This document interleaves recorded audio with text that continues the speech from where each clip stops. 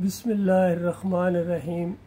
एक पोस्ट में अक्सर शेयर करता था जिस पर लिखा होता था कि तुम्हारा सबसे बड़ा खैर ख्वाह वो है जो तुम्हें अकीदा तौहीद की तरफ बुलाए, तुम्हें शिर्क से रोके, वो सही मानों में तुम्हारा खैर ख्वाह है। इस हवाले से आज चंद बातें मैं अपने प्यारे साथियों जो डॉक्टर मसूदुद्दीन उस्मानी रहमतुल्लाह अलैह का साथी होने का दावा करते हैं उनके साथ मैं ख़ुसूसी तौर पर गुफ्तगू करूँगा, क्योंकि हम सब इसी एक दावत के ऊपर इकट्ठे हुए थे। इलाहुकुम इलाहुम वाहिद ला इलाहा इल्ला हुवा रहमानुर रहीम, कि तुम्हारा इलाह, तुम्हारा माबूद, तुम्हारा दाता दस्तगीर एक इलाह है, उसके अलावा कोई रहम करने वाला और तुम्हारा कोई खैर ख्वाह नहीं है, वो अकेला माबूद है।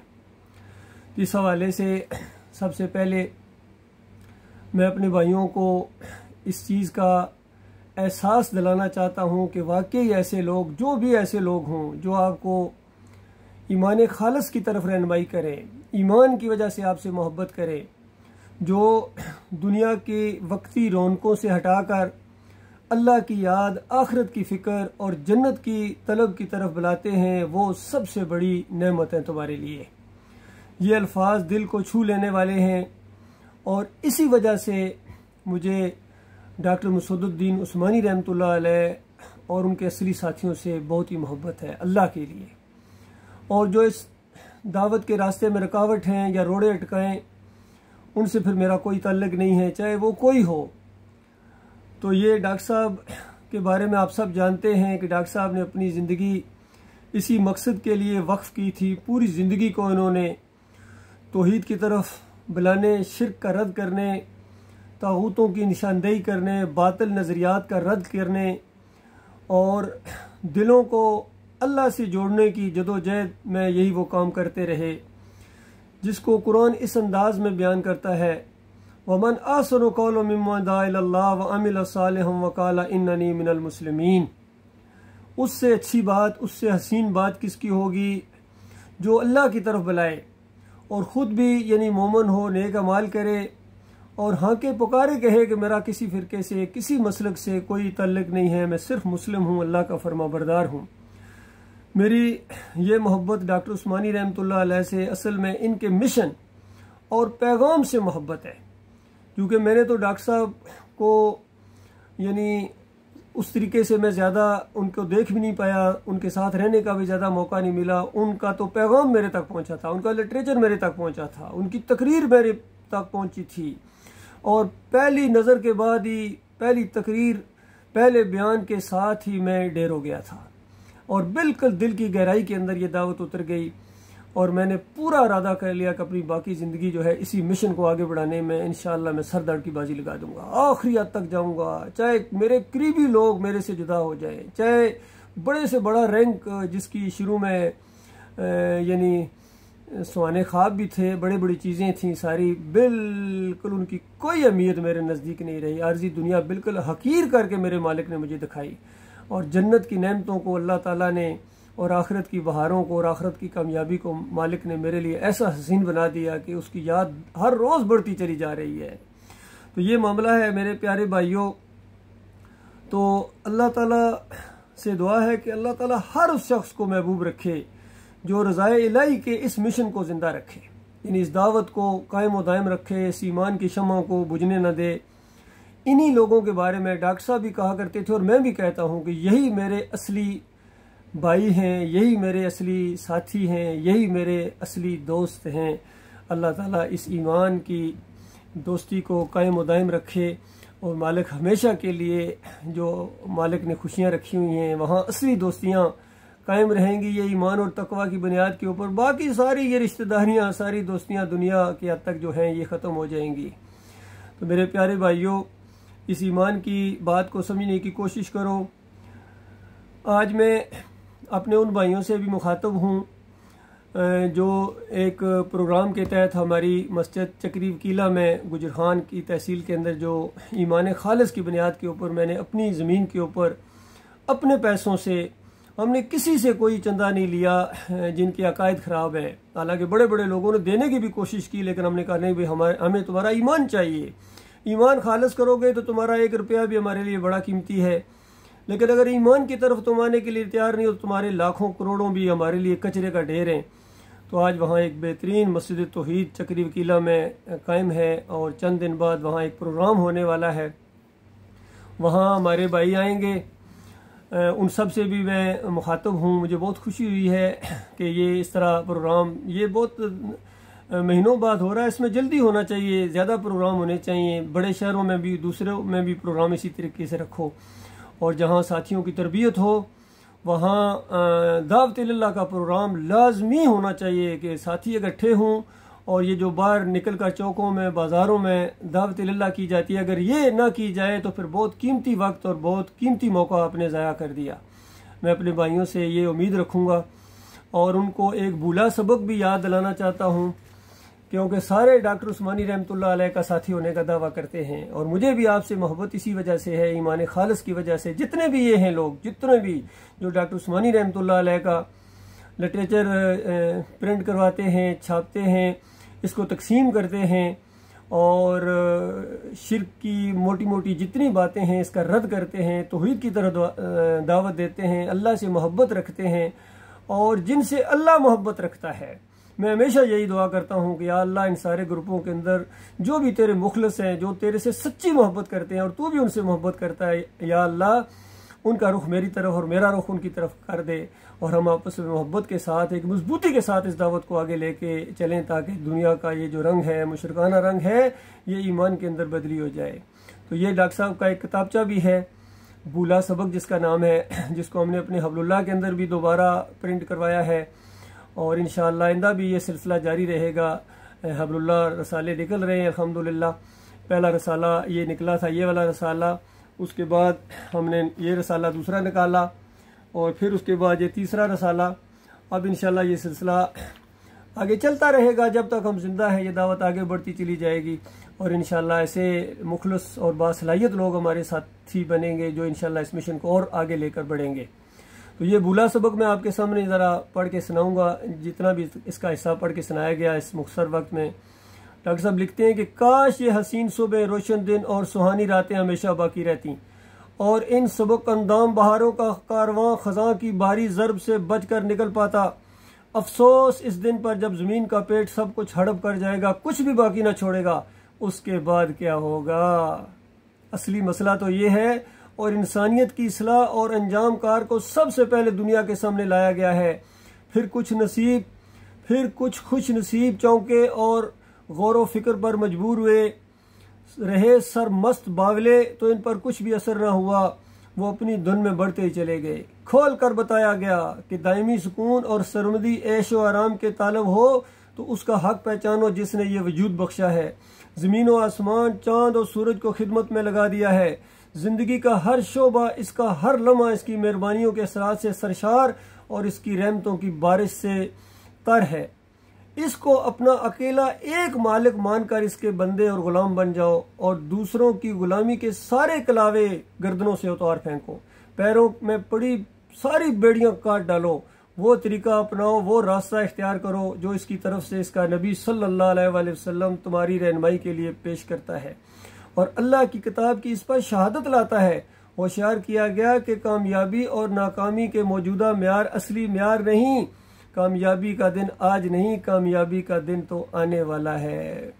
इस पर डॉक्टर साहब बहुत जोर दिया करते थे और गोया अपनी दावत का महवर यही चीज़ बताई है कि अल्लाह की किताब और अल्लाह के आखिरी रसूल मोहम्मद सल्लल्लाहु अलैहि वसल्लम का तरीका और उनका अंदाज इख्तियार करो। ये दावत है डॉक्टर उस्मानी रहमतुल्लाह अलैह की। कोई अपनी बात उन्होंने अपनी तरफ से नहीं कही है, बल्कि इस दौर के अंदर एक आलिम दीन मैदान में आ गए और उन्होंने वो काम किया जो काम करने का था और इन सारे फरेबकारों की पगड़ियों को उछाला, इनके अकाबरीन तक जा पहुँचे और इनके सदियों पुराने जितने ये अकायद थे और शिरक और कुफर जो ये फैलाते रहे हैं, जितने भी मसले के इनके काबरीन जिन पर ये फ़ख्र करते हैं, ये इनके शिरक के बानी हैं। कहते तो हैं ये हमारे मदरसे के बानी हैं या हमारे जमात के बानी हैं, चाहे आला हज़रत हूँ, चाहे अबू अल आला हूँ, चाहे ये देवबंदियों के कासिम नोचरी हूँ, चाहे ये अहले हदीसों के मियाँ नज़ीर और शाह वलीउल्लाह हूँ और चाहे यहाँ सऊदियों में इनके अब्दुल वहाब नजदी हूँ या अब्दुल्ला बिन बाज, ये जो उनके मुफ्ती आज़म रहे,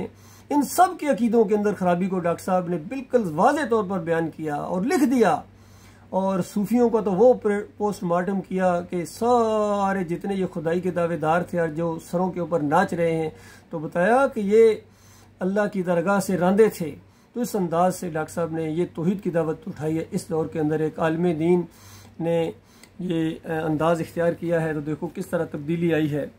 तो बताया गया कि लोगों, तुम आज़ाद व खुद मुख्तार नहीं हो कि जो चाहे कर दो फिर और कोई पूछने वाला ना हो। ज़िंदगी की इस मोहलत के बाद मौत से अमकनार होकर रहोगे, मरे पीछे फिर उठाए जाओगे, अदालत में हाजिरी होगी, असाब किताब के मराइल से गुजरने के बाद इंसाफ का फैसला सुनोगे। और अब या तो हमेशा की जीत, जन्नतों की बहारों और खुशियों और खुशहालियों की बरातें होंगी, या वो आग लगेगी कि जुलूस जुलूस देगी, सुकून का एक लम्हा मैसर ना आएगा। तो इस पर भी जोर दिया डॉक्टर साहब ने कि दुनिया की ये कामयाबी और नाकामी कोई चीज़ नहीं है। ये वजारत, ये सदारत, ये जर्नैली, ये फील्ड मार्शल या ये थोड़े से इलाके का नाज़म बन जाना, ये तो कोई चीज़ ही नहीं है। इसकी तरफ जो ध्यान करता है और इसको अहम समझता है, तो वो बिल्कुल नहीं समझा है, ज़िंदगी के मकसद को नहीं समझा है। और जिसकी नज़रें जन्नत की बहारों के ऊपर हों और इस बात पर कि मेरा मालिक मुझे माफ़ कर दे, वो सही मानों में खुश नसीब है। फरमाया, इस आवाज़ को सब ने सुना, बुलावा सब को था, मगर गौर फिक्र की तौफीक सिर्फ होशमंदों को मिली। दुनिया के मतवालों ने कान बंद कर लिए, फिक्र नज़र पर पैरे बिठा दिए। गर्ज इस जाम बख्श और हयात आफरीन पुकार पर कुछ गरीब आगे बढ़े, चंद अमीर लपके, बाज बूढ़ों ने सबकत की और थोड़े से जवानों ने लब्बैक कहा। लेकिन रंगीनियों के रसिया, लज्जतों के मतलाशी, दुनिया के परस्तार रूठ गए। बिगड़ बैठे, अदावत और दुश्मनी पर उतर आए और अल्लाह के फजलो करम से हक को बातिल की इस मुबारक कशमकश और बागवान जंग का आगाज हो गया। तो ये जहन बनाया गया था। इसी वजह से जब एहलियाने चक्री वकीला ने केस किए और जेलों तक पहुंचे, तो कोई नई चीज नहीं थी। हथकड़ियां लगी जब बस में वो ले जा रहे थे, बस के अंदर मैंने दावत अल्लाह की हथकड़ी पहने हुए, और जैसी हथकड़ी लगाई गई थी मैंने हथकड़ी को बेसख्ता चूम लिया। यकीन कीजिए कि ये अल्लाह के रास्ते में है, ये मेरे मालिक के रास्ते में है। कोई हमने चोरी नहीं की, कोई किसी को तंग नहीं किया। ये तौहीद बयान करने के ऊपर, रद्द शिर्क करने के ऊपर ये अल्लाह ने एजाज बख्शा है। तो इस अंदाज से जो लोग आगे बढ़ेंगे मेरे भाइयों, वो इस रास्ते में कायम रह पाएंगे। तो बताया कि सारी दुश्मनी और सारी चीज़ें थी, ये तो एक अल्लाह की नेमत है। और इस जंग का, कुफ्र और शिर्क के साथ जंग का आगाज हो गया, जिसमें इंसानियत की हकीकी जिंदगी का राज पोशीदा है। मालिक कुरान में सूरह नमल में फरमाता, वाइज़ा हुम फरीकान यख्तसिमून, पस मुखातबीन दो ग्रोह में बढ़कर एक दूसरे से टकरा गए। बताइए, ये लड़ाई न जमीन के लिए थी, न जन के लिए, न जर के लिए। इनका झगड़ा सिर्फ इस बात पर था कि कायनात का मालिक यकता और यगाना ला शरीक व बेइंतहा है, या इसके और भी साजी और शरीक हैं। दूसरी जगह फरमाया सूरह अल-हज के अंदर, हाजा खसिमान अख्तसिमू फी रब्बिहिम, ये दो मुखालिफ ग्रोह हैं जिनकी लड़ाई अपने रब के बारे में है। ईमान की इस बात पर रिश्ते नाते टूटे, दोस्ती दुश्मनी में बदल गई, अदावतों ने मोहब्बतों की जगह ले ली, यहाँ तक के ज्यादा हक के राई हरा मारे गए। मगर इन हिम्मतवरों ने ईमान का दामन हाथ से जाने न दिया। तलवारों के सायों में बेमहाबा बढ़ते चले गए। नेज़े की आनी और तीर के पैकों का खंदा पेशानी से इस्तकबाल किया, और आखिरकार नुसरत इलाही इनका दस्तो बाजू बनी, और इस धरती पर हक की हुक्मरानी और अल्लाह के दीन के गलबे का वो ज़माना आया कि ज़मीन हंस पड़ी और आसमान ने मुस्कुराहटों के शगुफे बखेर दिए। ये काम जब भी किया गया इसी तरह पूरा हुआ है। यही मराइल आए हैं, दूसरी कोई मुतबादल सूरत कभी ना रही है और ना आज है। अब अगर किसी में खुद अपनी और इस दुनिया की इस्लाह का दाया मौजूद है, तो इस अमल की इब्तिदा अपनी ज़ात से करना होगी, और सबसे पहले ईमान को खालस करके कुफ्र शिर्क बिदअत के और दुनिया परस्ती के हर शायबा से जोर लगाकर छुटकारा हासिल करना होगा। डॉक्टर साहब के एक एक लफ्ज़ के ऊपर गौर करें, उसमें तालीम होती है, एक आलिम दीन की ज़िंदगी का निचोड़ होता है। अल्फाज क्या बोला, हिम्मत करके, जोर लगा के ये दुनिया परस्ती और ये जो चीज़ें हैं इससे छुटकारा हासिल करना होगा। और कहा कि अपने शैतान को ज़ेर करना ही असल जवामर्दी है। अपने शैतान को पित्ता मारना पड़ता है, ये सही मानों में जवामर्दी है। बाद में दूसरों की बारी आएगी। ये नहीं कि औरों को नसीहत और खुद मियाँ फसीहत। अपने ऊपर सबसे पहले दीन को नाफिज करो, ईमान अकीदे को बुनियाद बनाओ, और इस रास्ते में किसी की परवाह ना करो। ये बताया जा रहा है। इस मुसलसल जांसोजी और जिगर कावी के बाद ही अल्लाह की मग़फ़िरत, इसकी रज़ा और जन्नतों की सरमदी बादशाहत का हसूल मुमकिन है। इंसानी तारीख गवाह है कि अल्लाह ने ना कोई पैगम्बर दुनियादार नफ्स के बंदों के लिए मबूस किया और ना कोई किताब उतारी है। रसूल तो सिर्फ हसूल मकसद की राह के आतश ज़ेर पास सरबाजों के लिए आते हैं और किताबें सिर्फ सरफरोश मुजाहिदों के लिए उतरती हैं। नसीम सहर सब्ज़ा गुल के लिए चला करती है, खैर खस के लिए नहीं। डॉक्टर साहब की ये जो तहरीर है भूला सबक, और ये दूसरी एक तहरीर वो भी आपके सामने लाऊंगा, जहाँ रा इनकलाबी दिख रहे थे। ये अदब का और उर्दू अदब का एक शाहकार है, यकीन कीजिए, और ईमान खालस के साथ जब इसको पेश किया जाए तो फिर तो कहना ही क्या।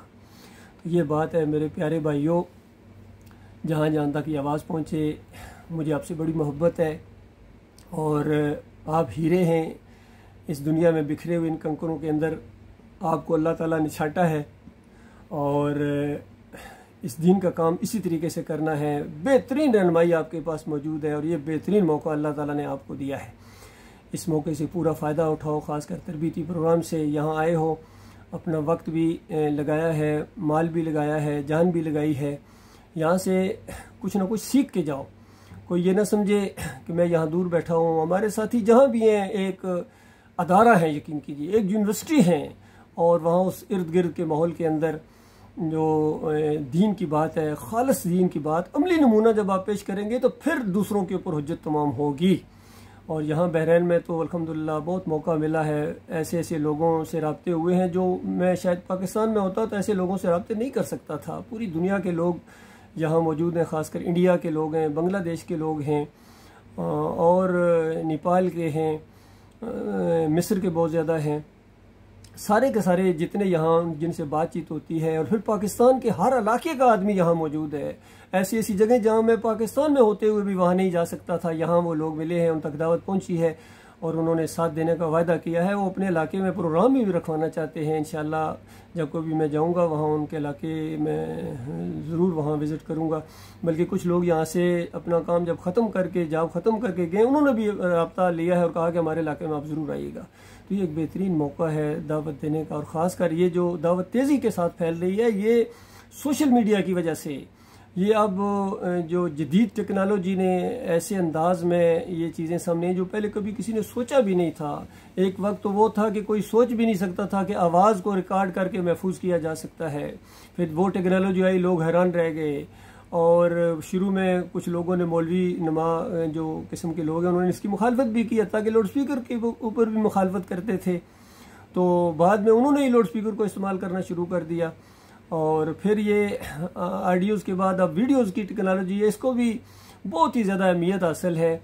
और डॉक्टर साहब के बयानात के अंदर इस चीज़ को साबित किया गया है, उनकी आवाज़ मौजूद है कि ऑडियो के साथ साथ वीडियो का इस्तेमाल।